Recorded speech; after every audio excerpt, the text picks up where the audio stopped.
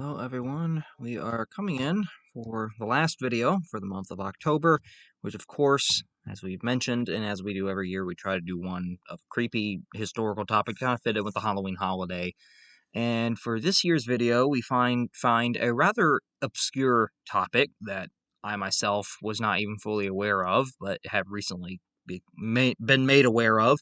That was kind of an interesting little beast hunt that happened in France in the 18th century of what is very likely there was some sort of a creature, some sort. We don't know precisely what it was. It was probably not some mythological beast, but something of real world nature. But there was in about mid 18th century France an ongoing beast hunt for a certain beast that had killed, well, probably over 100 people in the course of a couple years. And the beast in question was referred to as the Beast of Gevaudan, which was a French province where the beast primarily resided and was doing its killings, and that gave it its name. Now, to this day, it is not known for certain what the Beast of Gévaudan was. We have many theories over what it could have been. The French people honestly described it as like a wolf, but not a wolf. So they would describe it as it resembles a wolf, but it's not a wolf. And I kind of would believe the native accounts and eyewitness accounts on that because France was plagued by wolves, thousands of wolves, for centuries. The French people knew what a wolf was. These have been a common nuisance to their lives, to their hospitality for years and centuries beforehand. This was not any kind of a new threat. And this creature very much was. The fact that they would describe it as like a wolf but not a wolf describes that these people were very much truthful in what they were saying, and most likely because they would have identified it if it was a wolf. But they knew enough that this was, while it may have been similar, whatever this creature was not a wolf. It was too different and too many characteristics to classify it as a wolf. It was a creature of some other type. And what we'll look at today is just the story of this little oddball little monster chase that ended up happening in 18th century France, and the different animals that it is purported it might have been to this day. Of course, we'll probably never know, but it is a very odd and kind of creepy tale that comes up out of 18th century France. So the Beast of Gévaudan's story is going to start in 1764. This is right after the end of the Seven Years' War. France is in an economic slump from having lost it. It's not really a good time to be alive in France. France is not in the best of shape. And it is during this period of basically dismay in France that the beast ends up making its presence known and ends up going on this about 3-year-long killing spree. So the first recorded attack of the purported Beast of Gévaudan was on June 30th of 1764.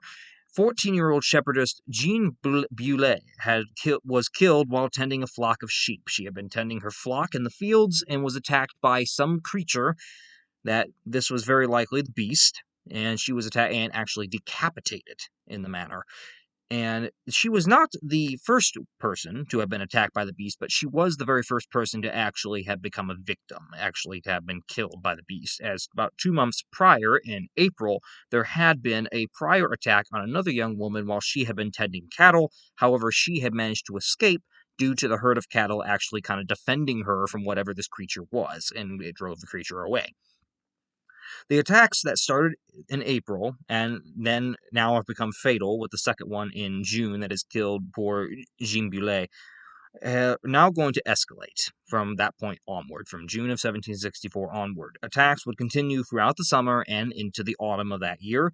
The French press made dozens of reports about the creature, as honestly, France is not in exactly any exciting shape right now, so there's a kind of a lack of major news. So this is news to a lot of local French newspapers and pamphlets, and they go absolutely crazy with reporting the reports of the attacks of this creature and what it could possibly be, what the eyewitnesses describe it as, and it just goes on from there. So this captivates the French press almost immediately as soon as these attacks start happening in the serial manner of which they do. It would grab the attention as well of the French population because of that, and the newspapers often referred to the Beast of Gévaudan as the Bête Féroce, which was ferocious beast, is what they would often refer to it as.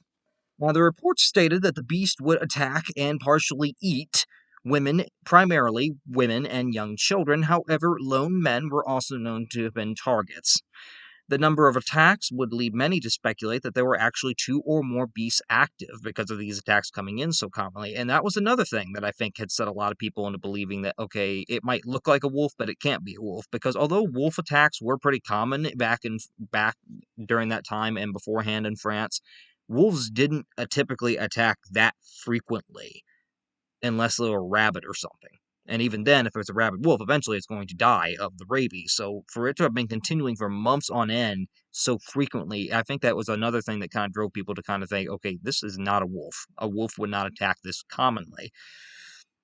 The population of Gévaudan would organize efforts to find the beast. As at first, this is more of a local problem. This is a local scenario. The locals are going to take care of it and put it in their own hands. On October 8th of 1764, a group of hunters and herdsmen that had been out into the woods and that were coming out because Gévaudan, the population of Gévaudan, actually put out bounties for the head of this creature to try to entice hunters to go after it. And it was on October 8th of that year that the beast was seen at Chateau de la Baume while it was stalking a group of herdsmen. Hunters that had been following it then followed it into the woods and flushed it out into the open and unleashed a volley of musket fire once they had managed to flush the beast out.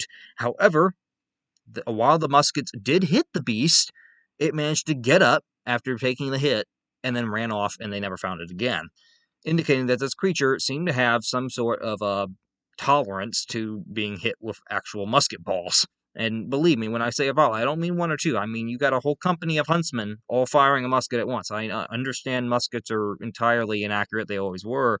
But that's why they would commonly be fired in a musket volley, is because that many musket balls going in one direction, one's bound to hit something. And this creature was hit, but it managed to get right back up after falling over from the hit and ran off into the woods, and they could not find it. The attacks would continue through the winter of 1764 going into 1765, and on January 12th, one of the most notable attacks that would come about happened, and that was January 12th, 1765. The beast would attack 10-year-old Jacques Portefeuille and his group of friends. Portefeuille had led a counterattack with his friends, who were probably at the oldest 12 years old and at the youngest as young as 8. And these kids led a counterattack against this beast with sticks, which managed to actually drive the beast off from these young children. The children were rewarded by King Louis XV, and Portefeuille was even given an education that was paid personally by the crown. The heroics of the children would prompt King Louis XV to actually get involved, him and his royal court, recognizing that this problem was now becoming a national issue, and he decided that I'm going to go ahead and send royal hunters to go and destroy the beast. He sent 2 hunters in particular that had been some of his best wolf hunters up in Normandy, and they were primarily the ones sent after this beast.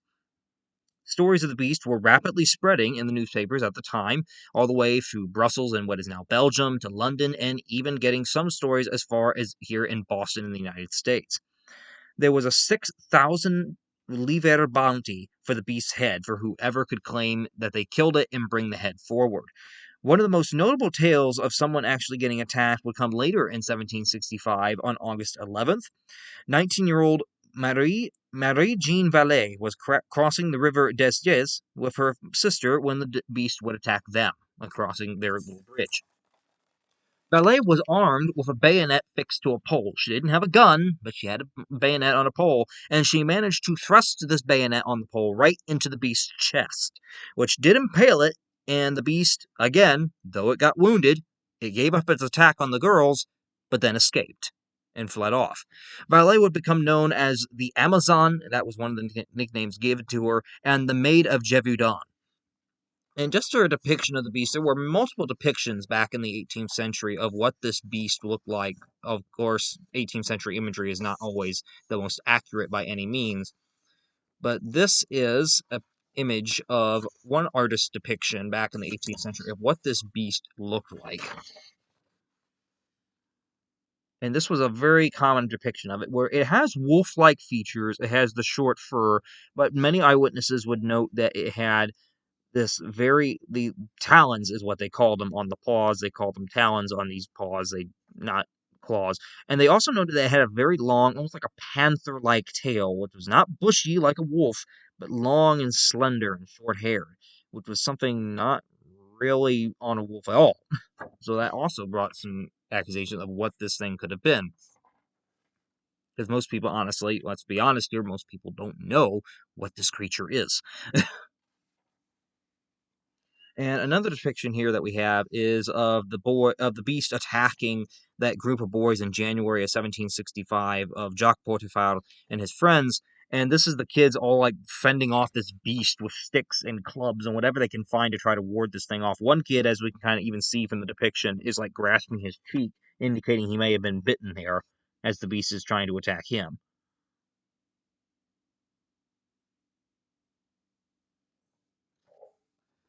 And then here we have an illustration of the moment that the maid of Gévaudan, or Marie-Jean Vallée, she managed to impale the beast with that bayonet fixed on a end of a pole, and this is a depiction of that moment for her, where the beast is coming up on her, trying to attack her. Again, that long tail and the claws are the most notable telltale eyewitness features of this creature, along with the wolf-like body.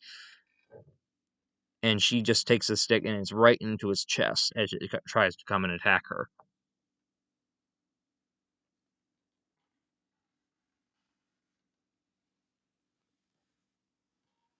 On September 20th of 1765, one of the king's two hunters that he had sent after this beast, it was a 71-year-old hunter named Francois Antoine, was basically going out, and he was amongst the hunters that day that were looking out for the beast, and he had managed to shoot a large wolf at an abbey by Chezes.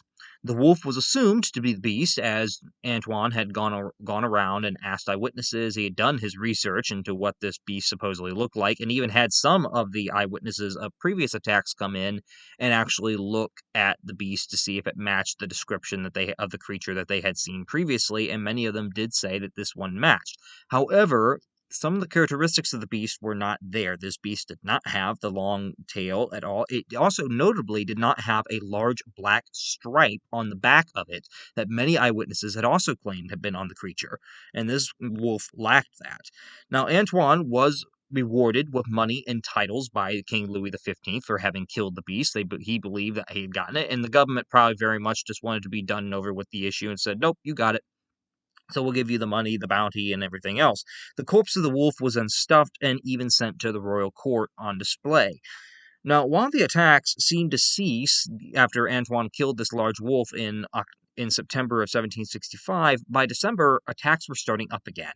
And of these attacks, many of them were starting to change in behavior. The beast seemed to, beforehand, it had been rather wary to go after cattle, whereas one of the first victims, as we noted, she had kind of been defended by the herd of cattle, and the beast had kind of been warded off because of them. Now, the beast doesn't seem to have any kind of fear of cattle. It's going right after them as much as it is its normal targets of young women and children and lone men. It's going after pretty much anyone it can pick off. And this changes in December, where that behavior, the beast reemerges on the scene. It's starting its attacks up again, but its behavior and the way that it's killing is changing, as if it is more bold this time around, which would also feed the rumors of the people that, okay, maybe there's a second beast here. Maybe it just wasn't just one. Of course, the royal court, who kind of wants to be done and over with this matter and thinks the people are just going crazy at this point, the royal court ignores the new attacks, insisting that Antoine had killed the beast and that there was nothing else there, that this was just fabricated, that maybe it's a serial killer or whatever else, because we got the only large wolf that we could find. Our prized hunter got him, where you guys could not. A continuance of the attacks would lead to a nobleman, the Marquis de Apcher, to organize a renewed hunt for the beast in June of the following year of 1760, not of the following year, but in June of 1767. So about 2 years down the road, after multiple more attacks for well over a year and a half, this local nobleman, the Marquis de Apcher, finally agrees that, okay, we need to send another hunting party out because contrary to what the royal court and the king wants us to think, they did not kill whatever this was. It's still killing. It's still prowling. There's still people ending up dead. There's still people getting decapitated. So something's obviously still out there hunting people. The hunters, led by him, would end up killing a wolf on June 19th on the slopes of Mount Moche. The autopsy of this wolf would reveal human remains inside of it, and it held non-wolf characteristics that were described by eyewitnesses in previous attacks. It was much closer to the description that eyewitnesses had described than the one that Antoine had killed roughly 2 years before. So the creature that the Marquis de Apcher and his hunting party end up killing is much closer to the description of the one that we see in the illustrations of the descriptions of that time. It has a long tail, almost like a panther, big claws, a wolf-like appearance. Even the color is supposedly the match that people had said.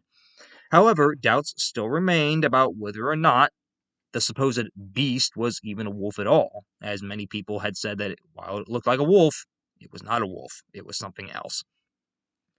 Now, eyewitnesses for the description of the beast after the killing of the second one in June of 1767, the killings did come to an end, indicating that whatever creature it had either been had either at last been killed or had last fled the area or died, or something had happened to it. Because after the June killing of in 1767 of this large wolf or whatever it was, the killings came to an abrupt halt, indicating that whatever it was done. It had been wiped out or whatever.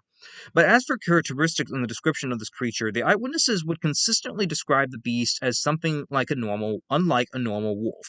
They said that it was about as large as a calf or a horse, whatever this creature was. It had a reddish-gray coat with a long tail, much like a panther, as we mentioned, short-haired legs and a head that were the color of a deer, so a brownish color, a very light or even a tannish color, if you want to say that, like a tannish brown. I mean, I am actually looking at two deer heads right now, but yeah, very light brown. Think about that. And and we also had that notable black stripe on the back of this creature and talons on its feet that were commonly described as the defining characteristics of it. Now, the beast was, in terms of hunting behavior, from what we have seen and from what we know, the beast seemed to display an ambush hunter behavior, where it would kind of stalk its prey and then would seize them by the throat and would hunt primarily during the early evenings and mornings. The wounds on the victims were often on the head and limbs, and 16 of the victims have been decapitated with the heads cut off. Now, there have been many animals that have been floated to have possibly been the Beast of Gevaudan other than a large wolf. Of course, the wolf is obviously the one that everyone goes to because it was wolf-like in appearance, and Gévaudan had a large wolf population. Within a span of 2 years, you had two very large wolves killed, and the animal that was ultimately killed did have human remains in its stomach, so wolf attacks were not all that uncommon. But like I also drew at the very beginning of this video, I kind of point to the factor that because wolf attacks were so common in medieval France and going up to, early modern era France, the French people knew what a wolf looked like. They didn't need no lithograph to show them, a depiction. They knew what a wolf looked like. And I feel that if this creature had truly just been a large wolf, they would have not have described it as unlike a wolf. They would have known that this is just a large wolf. So I don't think that holds up very well when looking at what eyewitnesses described it as. Another possible conclusion that some people have drawn, there's two unlikely ones that people have really drawn as conspiracy theory type, and that was, it could have been an armored war dog, and it could have been an actual serial killer carrying out the decapitations, and that the armored war dog was kind of the person that was kind of the animal that he was getting it to look like he was doing the killings, which could also explain why the beast could seemingly get impaled or could seemingly take gunfire and be seemingly unharmed. Unfortunately, the big thing in there is if this thing was wearing armor, don't you think that would have come up in the eyewitness accounts? Don't you think someone would have known that it's wearing armor? So I don't think that's the case, and let alone someone would have had been going around early evenings, early mornings, going around wearing a wolf-like suit at times, attacking people. Now, there were also the conspiracy theory that it could have also been in one kind of like the Loch Ness monster type, that this could have been an extinct creature, a creature that is thought to have been extinct, but maybe it's a Lazarus taxon, something that is actually still alive. And one that they thought of that was a hyenodon. And a hyenodon was an extinct creature. It was an extinct mammal that looked rather much like a large hyena, like a cross between a large hyena and a wolf. Problem being, they've been dead for millions of years. I don't think one would have still been crawling around in the woods of France that long and not have been noticed until then. And this right here is what a hyenodon is thought to have looked like back in millions of years ago. I can see the similarity with the proposed Beast of Gevaudan, but I don't think that one would have been prowling around for millions of years or even a small population of them, and people not have any trouble or even encountered them until the 18th century. I highly doubt that, especially in Europe.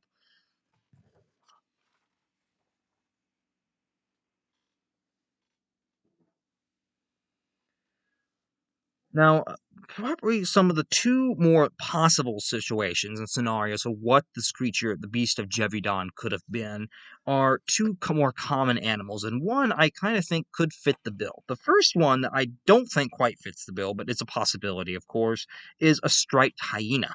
Now, hyenas, keep you in mind, you might think, well, wait a minute, hyenas live in Africa, hyenas don't live in France. Yes, that's true, but it's not all that impossible to think that a rich noble could have had one in captivity, one on a private residence that somehow managed to escape. That is not impossible to think. People did keep wild, exotic animals, especially the rich and wealthy, and royalty would have kept them on their estates at the time as some kind of a, oddity attraction to have this large exotic animal from a faraway land. And a striped hyena could have been on someone's land and then managed to escape. The striped hyena actually matches the descriptions of the animal that was slain by the Marquis de Arches and his hunting party in June of 1767, the one that ended up being the last one killed before the killing stopped. It is possible that one could have escaped captivity from a private residence, and since hyenas aren't native to France, the French people would not have been familiar with what a hyena really looked like, other than some very visualized and antiquated imagery. Hyenas, however, the big thing here, hyenas are not known to attack humans. They're creepy, they can be aggressive, but they are very unlikely to attack humans, most to the disbelief of most people. They're not very likely to do it. I'm not saying they can't, but they're very unlikely to. They don't have a history of it. The other one that has been proposed that I think could possibly have been the culprit here was that of a lion. Now, the problem with the lion that most people will try to say, well, a lion would have had a mane. Well, not the type of lion that we're looking at. The proposed theory is that it could have been an immature male lion. Immature male lions do not have a mane. They have not developed their manes yet, which is this a lion? Yes, is another creature that could have been in some rich noble or member of the royal court's household. It could have been something that they kept on the property as an exotic attraction that managed to get out and escape. And the reason that it kind of matches with a male lion is that the beast would often, in its hunting behaviors, it exhibited the ambush hunting style when it hunted, and that is a match to the way that lions will hunt. Lions are usually ambush predators. Lions are also tend to take their enemy out, not their enemy, but their prey out by grabbing their neck, just like this beast would. And they are known on quite a few occasions in history to have preyed on humans. They are a creature that will prey on a human if they are so determined to do so. The beast's hunting range of about 50 or so miles in the province of Gévaudan would also align with that of what a typical lion has. The hunting range of an average lion is around 50 miles. Immature male lions also, as we mentioned, they don't have manes, and another telltale sign that matches up with what the beast was described was that male lions, even though immature and may not have a mane yet, they often do have a mohawk stripe down the back that would run in accordance with this black stripe that many people were saying that the Beast of Gevaudan had that they couldn't find on any of the wolves. Most of the French people had also probably never seen a lion in the same way that they had never seen a hyena, and aside from stylized imagery, that meant that many of them may have been very unfamiliar with an actual lion if they came confronted with one. So if the Beast of Gevaudan had been either a hyena or a lion, escaped one, or either way, it's very unlikely that a French person would have known exactly what it was because they hadn't really seen one in real life, since they weren't native to France at all. Now, to this day, do we know what the Beast of Gevaudan was? No. Will we ever know? Very unlikely we'll ever know.